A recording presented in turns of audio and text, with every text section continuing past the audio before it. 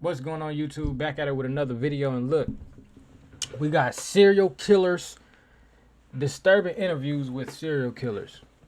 But one, if any nigga you know in your family got a stare like this, get away from that dude. Straight up. If he look like he eat babies, he probably eat babies. I'ma just put that out there like that there. If the nigga look like he'll take your kid and run down the street and toss him in the back of a white truck, hey, he probably would toss that nigga in a white or black truck. I gotta pay attention to these motherfuckers. This nigga beard don't connect and he don't give a fuck. But this side connect. Don't trust a nigga like that. Why would you trust him? If one side of a dude beard connect and the other side don't. Come on, man. Let's be real now. Let's be real with each other. But look, before we get into this video, you know I need y'all to like, comment, subscribe, turn the post notifications on, and stick with a nigga, cause a nigga stick with cheddar. Nigga, I can't help but to look at this screen right here. I just can't look straight the whole time. I have to look over here. But yeah, let's get into this video, y'all. Why do you want to be executed? I have to be. Because I will kill again. Do you have any comprehension of the suffering that you've brought? He look like the nigga that tastes ice cream. He got an ice cream tasting type of mouth. The nigga that take the little ass spoon and dip it in vanilla and be like,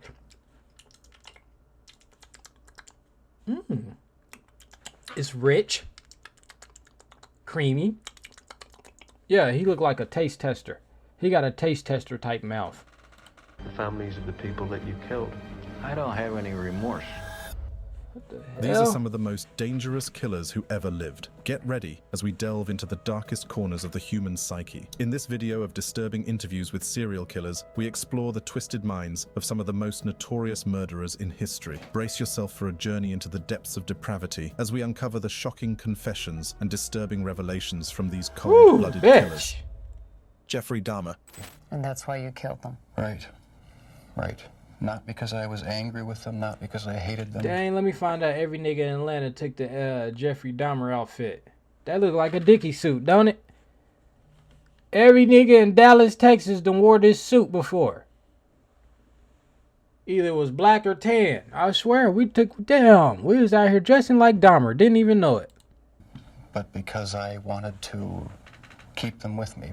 First, we will delve into the twisted mind of one of the most infamous murderers in history, Jeffrey Dahmer, also known as the Milwaukee Cannibal. As the interview begins, we are immediately struck by Dahmer's intelligence and articulation. Dahmer starts by revealing the obsessive desires and thoughts that consumed him. He explains that he was driven by an insatiable need to control and possess his victims permanently. In an attempt to understand his actions, Dahmer also admits that he still feels the old compulsions and urges. Do you still feel those Kill this nigga. Do you still feel that compulsion, that Please. obsession? I wish I could say that it just left completely, but no, there are times. I'm gonna get on when I this still side, y'all. I do- feel like I'm in the way. still Y'all do got to have, see that nigga the mouth. old compulsions. It is clear that Dahmer's disturbing behavior began long before his killing spree. He had a history of arrests for indecent exposure, disorderly conduct, and even fondling a 13-year-old boy. It's a process. It doesn't happen overnight. When you depersonalize another person and view them as just an object. That's crazy. An object for pleasure instead of a living, breathing human being. In 1978, Like that's how a lot of people, that's how a lot of like average people think about women. You know, a lot of niggas do that. They view women as objects instead of humans, and that's why they always get fucked over. They don't really have love. They be all fucked up in the head and shit. But he felt like this with everybody. Even I wonder if he thought himself was an object. Did he ever sit in the mirror and be like, "You an object"? No, nigga, you're not. This nigga was touching little ass boys though. He preferred boys. That's crazy. And then eat you afterwards. What? His first murder. His victim was Stephen Hicks, a hitchhiker whom Dahmer. You know what I don't be getting though? Like, why God let some of these people even be here? Like, you know how, like, when you're an angel and you're a spirit, you already got, you know your whole life before you go down there. Like, I know damn well God wasn't sitting up there like, hey, you finna go down there and kill a lot of people and rape boys. But God, I'm supposed to be a 62-year-old white man and you're gonna take their souls. and bring them back to me because I need them to come back for them. That don't make sense to me. I don't know. I don't feel like God sent them here. I don't know. Something ain't right. Dahmer lured to his parents' home under the guise of offering him a place to stay. Dahmer's method of murder would become a chilling pattern. He would lure his victims, often young men, to his apartment or hotel room, promising them money That's or the a best place to person to stay. play as Once that there, actor. he would drug them, rendering them helpless and vulnerable to his sadistic desires. When you killed these men, afterwards, were you repulsed? Were you upset? No, at the time, it was almost addictive. It was almost a surge of energy. After What killing the his hell? victims, Dahmer would engage in acts of necrophilia. He would violate their lifeless bodies, indulging in his darkest fantasies. But Dahmer's depravity didn't end there. Dahmer admits to photographing his victims, capturing their appearance and physical beauty. It was my way Fuck of no. So this man would kill these, drug them. He would get these boys to the house, drug them, kill them, and then fuck they body, they dead bodies. Just sitting there. First of all, it's a boy. That's just crazy to me right there off the gate. You doing this to another man. That's wild. Second of all, you doing this to another man that's already willing. You done got him in your house. He was gonna do the nasty shit to you regardless. He gay. And then third, you just like, fuck it. I done did everything I did. Now it's time to eat. I'm hungry. Oh, I can't go to Walmart.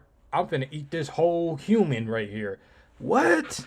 Remembering their appearance, their physical beauty. I also wanted to keep if I couldn't keep them there with me whole, at least I felt that I could keep their skeletons. It wasn't until July 22nd, 1991, that Dahmer's reign of terror would end. One of his intended victims, Tracy Edwards, managed to escape from Dahmer's clutches. Edwards flagged down 2 police officers, leading them to Dahmer. Oh, that was the one he had rolling, making him dance and rolling his belly all in there. He was dancing, and then he hit that nigga and snuck out. Thank God for Tracy. Shit.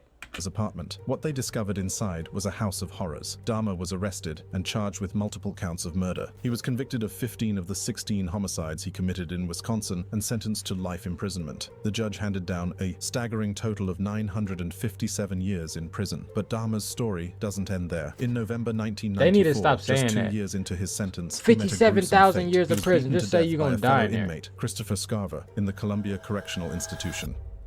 Richard Ramirez. Admit to being evil, Richard? Columbia Correctional. He met a gruesome fate. He was beaten to death by a fellow inmate, Christopher Scarver, in the. I got it. I'm sorry. I gotta stop right there. He was beaten to death by a real nigga right there. Beat his ass to death. Dahmer probably was trying to get on some weird freaky deaky shit with him. He was like, bro, I'm not going for none of that shit on my mama. You must not know who said they put you in. Nigga, I'm in here for double life for committing murders to people that ain't gay. I don't eat nobody, but I'm hungry today. He probably stayed up all night off that juice. You know what I'm saying? Some of that tutu. Yeah, he stayed up all night licking his lips, ready to get action, and went and did his thing to this dude. Killed him. Salute to bruh, man. Put some money on his books if he's still alive. A fellow inmate, Christopher Scarver, in the Columbia Correctional Institution. Richard Ramirez. Admit to being evil, Richard? We are all evil in some form or another. Are we not? I'm asking you the questions, my friend. Yes, I am evil. Not 100%, but I am evil. Born on February 29th, 1960, Richard Ramirez's childhood was marred by a series of disturbing events. My granny called me. Sorry, my granny called me on the phone. You know I can't stop the video for y'all, but I mute this motherfucker, talk to my granny. She might need me, man. His dark path. Growing up in a poverty-stricken neighborhood, Ramirez was exposed to a harsh reality from an early age.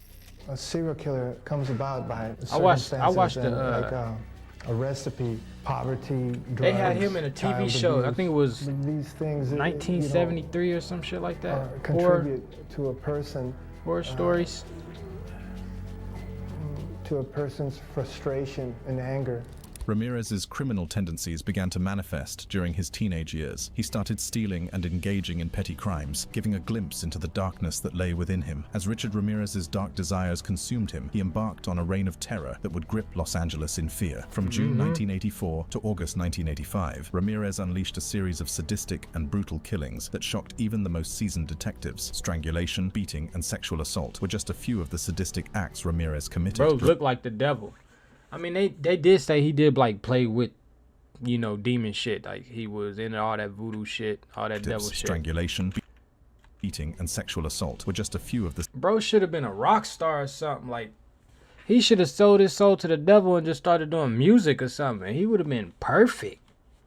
He decided to actually go kill these motherfuckers. That nigga walk in the house and strangle your granny, nigga. And then leave and go do it to a 13-year-old because he don't care. He don't give a fuck. Hell nah.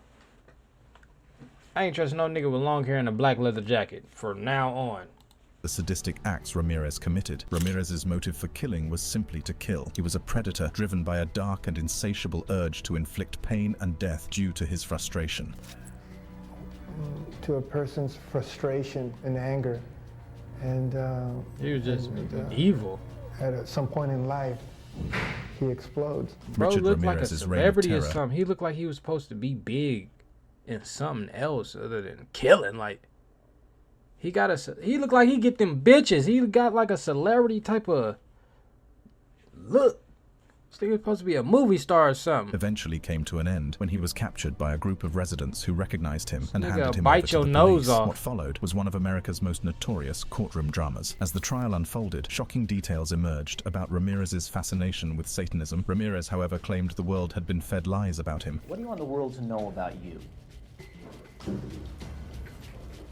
The world has been fed many lies about me. I have read very few truths. Despite his conviction, Ramirez showed no concern for his own fate. He made it clear that he did not care about himself or the consequences of his actions. Why on earth would you have hurt those people?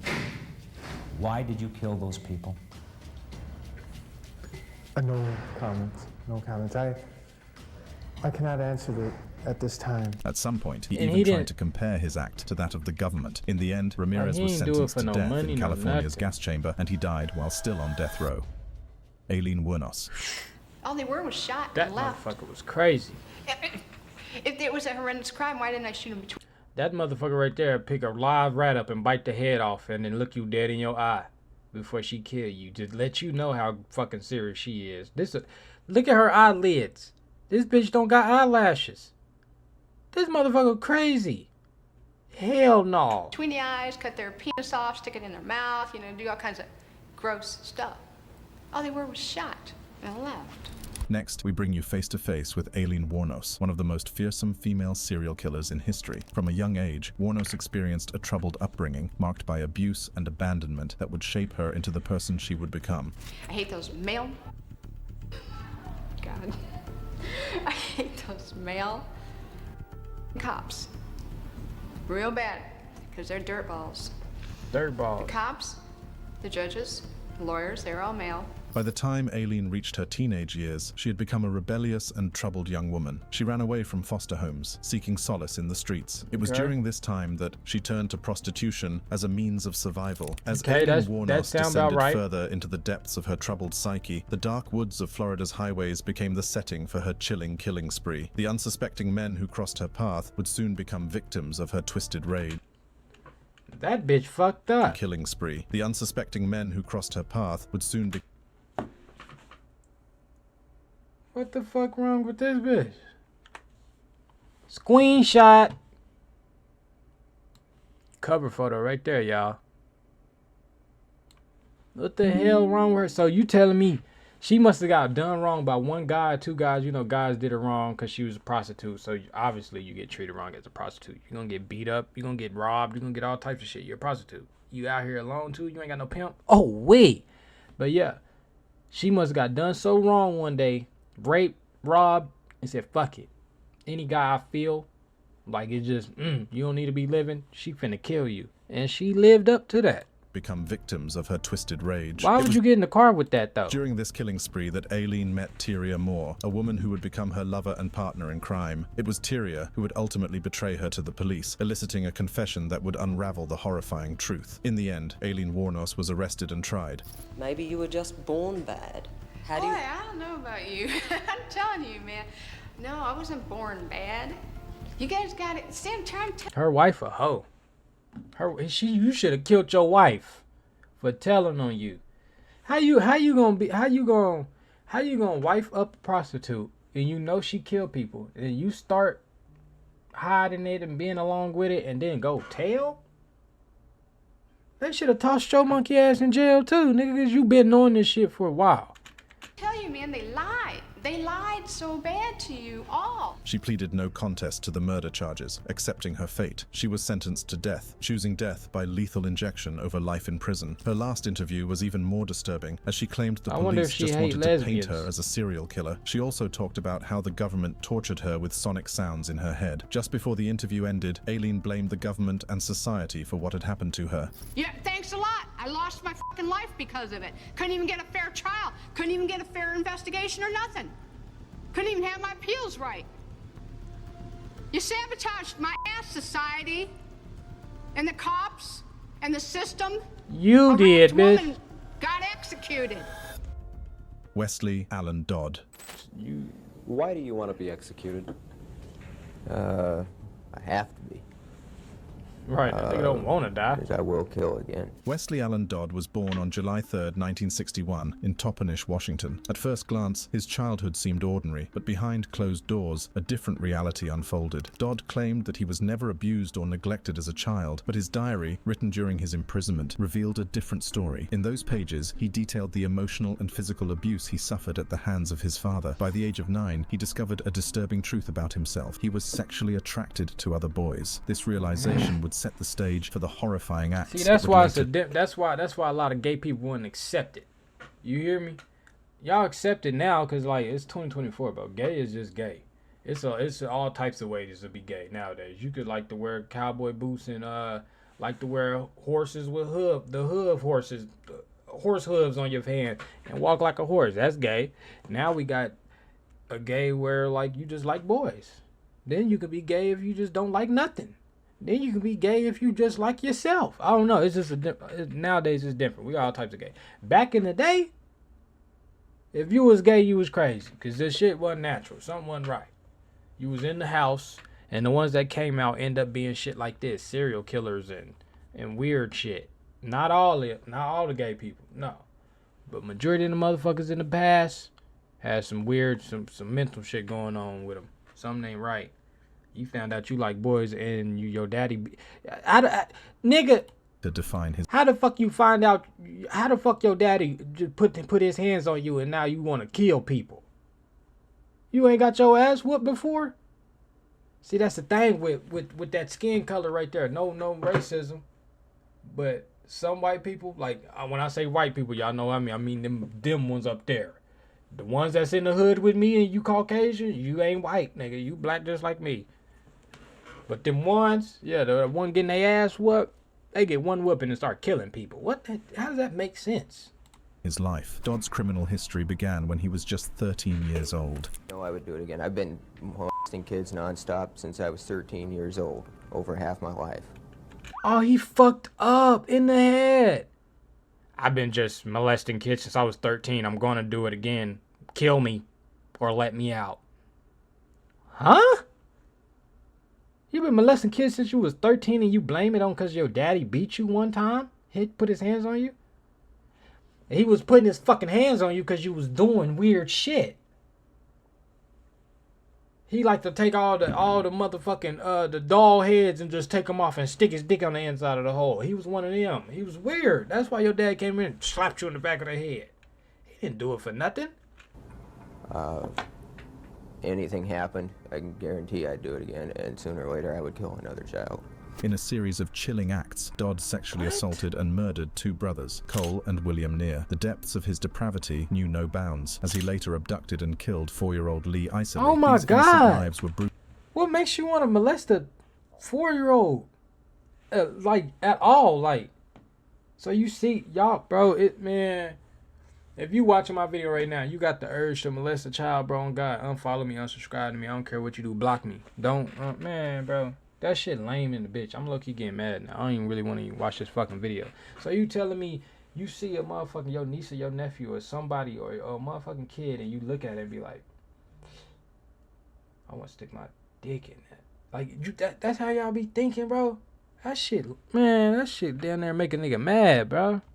Brutally taken, leaving a community in shock and mourning. Dodd's crimes were not impulsive acts of violence. They were meticulously planned and executed, as revealed in his diary, where he documented his crimes and even planned future abductions. Dodd claimed to have they should have busted his head off before. They should have locked him up with the real ones. But You know what Dodd's I'm reign saying? of terror Put that would nigga on soon the top come to floor. an end. He was arrested after a failed attempt to Drive abduct another child pool from a sticks movie and theater shit through him, restroom. you know? He was found guilty of the murder charges against him and was sentenced to death. However, the story doesn't end there. Dodd chose to be executed by hanging, the very same method he used to end the life of Lee Iseli. Nah, man, they should have tortured that nigga. They should have had that nigga in there tied up and had a gay dude come in there and jack him off, get his thing hard. And they take nails and push it through his pee hole and shit. They should have did shit like that. Oh, my mama. Take that nigga toenails off one by one and rub alcohol and lemon juice on them bitches. Just let it drop. Shit like that. Let that nigga get killed in prison. Don't execute him. Let him suffer in there. His conviction, Dodd Put in peanut an butter on interview that said nigga if he was eyelids ever free, he and still let had off someone 3 he'd like rats to in that kill. motherfucker. See what happens. I'm not going to say who, but there is Time up, somebody though. out there. There's a man out there. There's a man. Yeah. Someone related to the case that got you imprisoned in the first place? Not directly, no. The interviewer decided to probe further. But it's something that you know that you're going to do or you plan to do, you want to do. Yeah. Dodd also talked about why his execution would be a good thing. When asked how he lived with himself after killing 3 innocent boys, Dude said he felt guilty but tried not to think about it. Finally, Dodd expressed his full desire to die because it meant relief for him and was the only way to guarantee he wouldn't hurt anyone. he felt some Dodd remorse was from that executed shit, by but hanging nah. on January 5th, 1993. Ted Bundy. I don't want to die. I'm not going to kid you. Okay, kid you not. I deserve certainly the most extreme punishment society has, and I deserve the most extreme. See, I couldn't be no judge. You say some shit like that, I deserve the most extreme. Huh?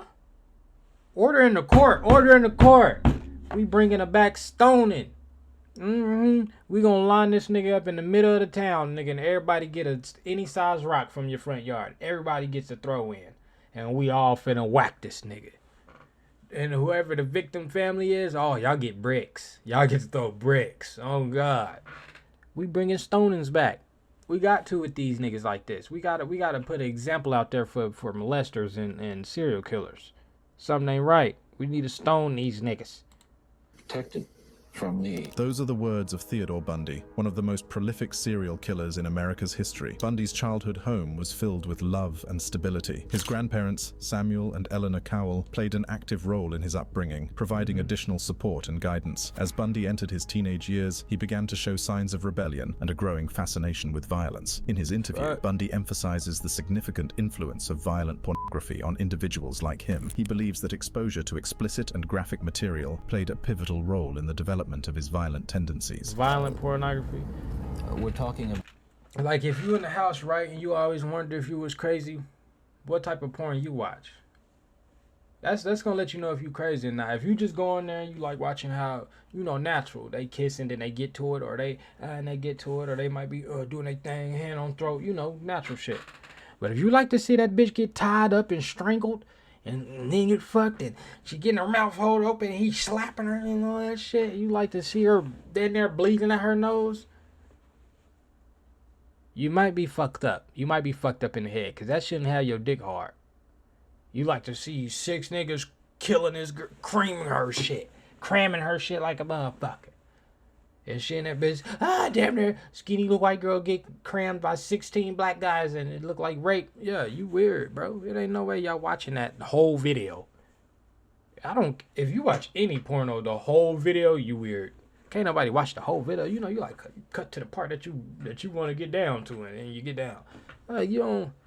Y'all watching the whole video? Y'all niggas is freak dicky nasty niggas. That is crazy.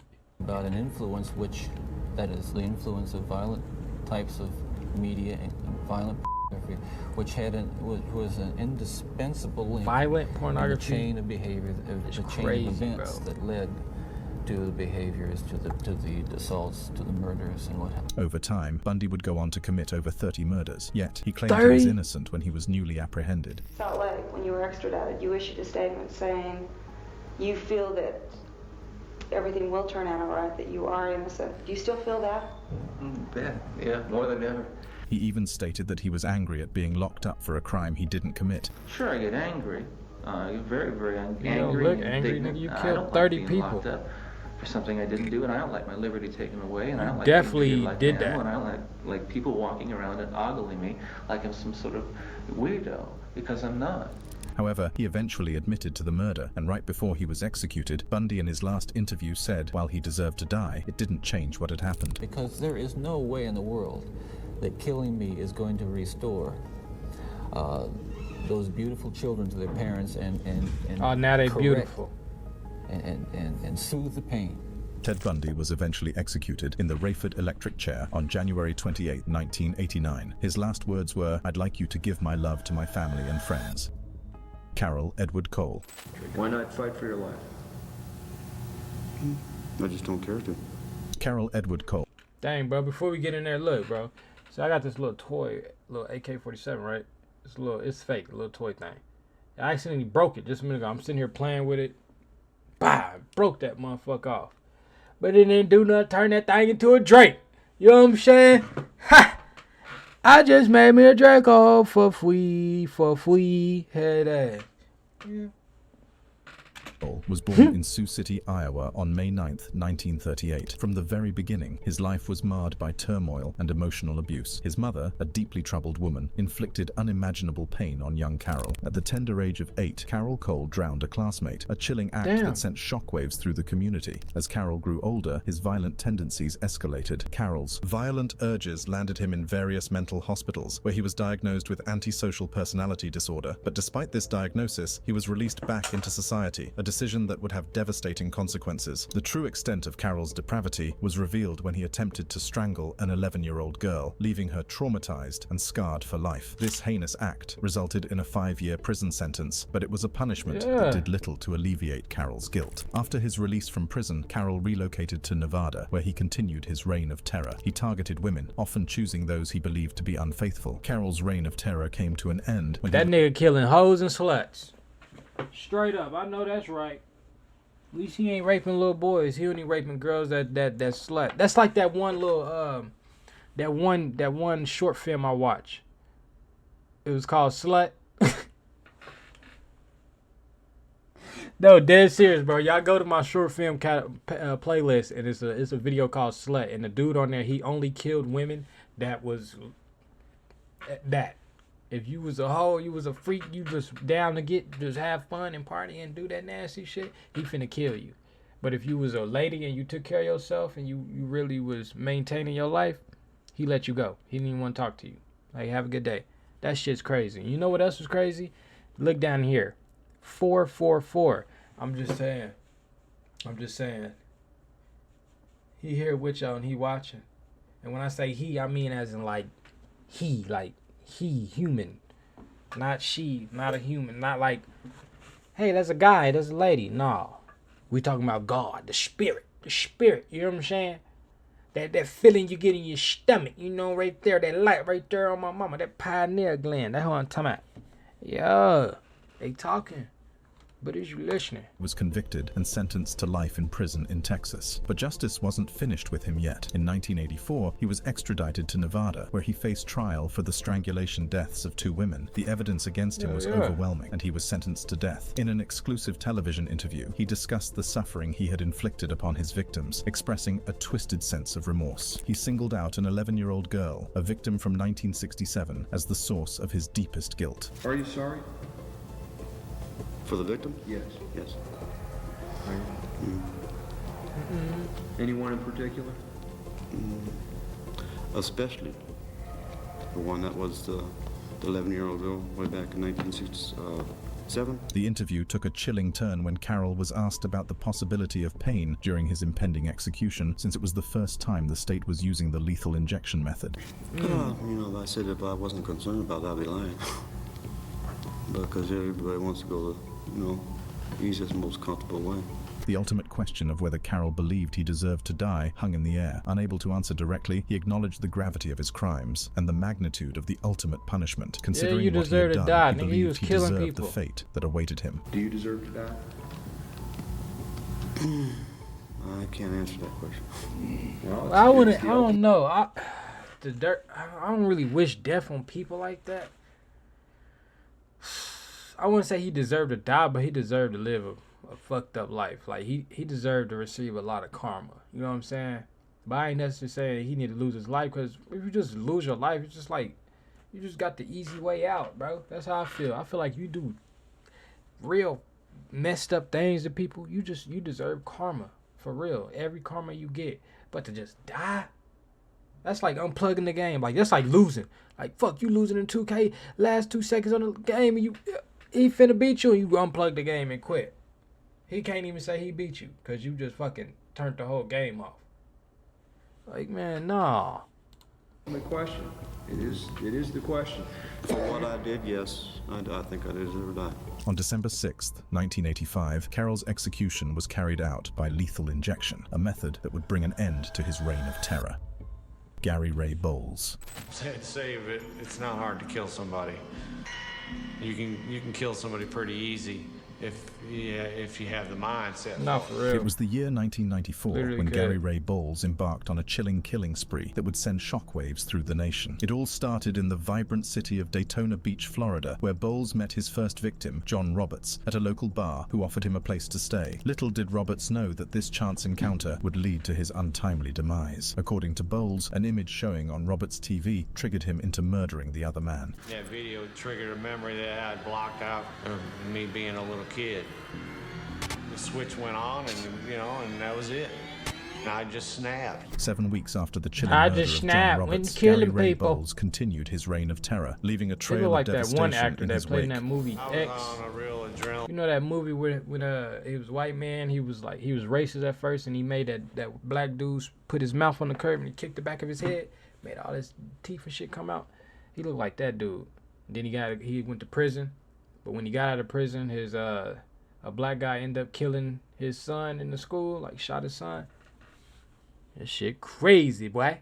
Shit crazy, boy. Going high. From there on, it was just downhill rage. This time, his sinister path led him to Savannah, Georgia, where he claimed his second victim, Milton Bradley, a World War II veteran. From there, Bowles would go on to murder 6 other men, earning him the nickname I-95 Killer, since most of his victims lived close to the Interstate 95 highway. When asked how he felt after killing his victims, Bowles had this to say.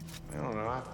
I felt all right, That's There's not all right. really a way to describe it, it just, I guess, relief. As the investigation Damn, intensified, relief. the true extent of Bowles's depravity began to unravel. His modus operandi became clear, prostituting himself to his victims before unleashing his violent rage upon them. He would beat and strangle his victims, stealing their credit cards He as a was on final that act gay of shit. dominance. For a long time, he managed to elude the authorities and was even added to the FBI's list of the country's 10 most wanted fugitives for his 4 known victims. He was finally arrested on November 22, 1994, and was found guilty of 3 counts of murder. Bowles was sentenced to death, and on August 22, 2019, he was executed by lethal injection at Florida State Prison in Rayford. Florida. Edmund Kemper. I walked up to her bed. She's laying there reading a paperback, as many thousands of nights before. And she said, "Oh, I suppose you're going to want to sit up all night and talk now." Shit. And I looked at her and I said, "No." I said, "Good night." And I knew I was going to kill her. Edmund Kemper, also known as the co-ed killer, had a troubled childhood that laid the foundation for his disturbing path. Born on December 18, 1948 in Burbank, California, Kemper's early years were marked by a tumultuous family life. His mother, Clarnell Kemper, was an alcoholic and possibly suffered from borderline personality disorder, which created a toxic environment for young Edmund. The troubled relationship between Kemper and his mother further fueled his violent tendencies. Alcoholic and bipolar. Sick, angry, hungry. But think of how many of y'all parents right now that's out here right now that grew up with an alcoholic dad or alcoholic mom and she was bipolar. That didn't make you want to go kill bitches. But that just made us want to grow up and get our own shit and move out. Like, some of y'all take information just way different than the average human. Like, what the fuck? Y'all niggas get beat one time and be like, fuck it, I'm killing every man I see. Huh? Everyone? Like, nigga, I'm your cousin. Don't kill me. I didn't beat you. And very sad woman. Y'all niggas is selfish. At the age of 15, Kemper's disturbed psyche took a sinister turn. On August 27, 1964, he murdered his grandparents, Maud and Edmund Kemper Sr., in their home. Kemper's motive for the killings remains unclear, but it is believed that his troubled relationship with his grandmother played a significant role. He went to a mental institution after being diagnosed with paranoid schizophrenia, but was released 5 years later. With his newfound freedom, Kemper embarked on a murder spree that spanned over 20 years. His preferred victims were young female hitchhikers and college co-eds, whom he would pick up and lure into his vehicle with his seemingly harmless demeanor. His choice of victims was also heavily influenced by his hatred for his mother. You were involved in the campus. So you look like his mom, he killing your ass. I was also involved in killing co-eds because my mother was associated with college work, college co-eds, women. That motherfucker's crazy. That's some bullshit. Like, you gonna kill people because of the hate of your mom. So if your mom was a lawyer, you finna go kill every lawyer you see? Hey, what? That's crazy shit. And you need the worst shit done to you. That does not make sense. Somebody just enjoying their life, having an average life, and you just go blow their head out. You take them and rape them and kill them because she got the same job as your mama. What the fuck? No. I mean, I get it. Everybody deserves their karma. You all gonna get your karma some way. But for somebody to take you and kill you, I wonder what you did in your life to deserve that karma.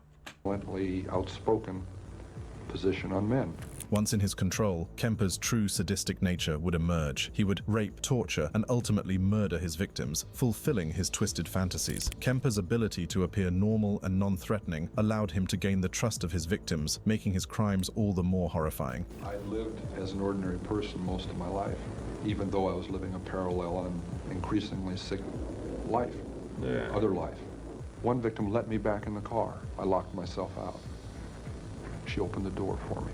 During this reign of terror, Kemper would often dispose of the bodies in remote locations, burying some of the remains in his mother's garden and keeping some as souvenirs. It was only when Kemper reached a breaking point that he decided to turn himself in. Following a heated argument, Kemper decapitated his mother, finally killing her. After murdering his own mother, he felt that the killing had to stop. He was eventually tried, and having been found guilty of the charges against him, was sentenced to life imprisonment.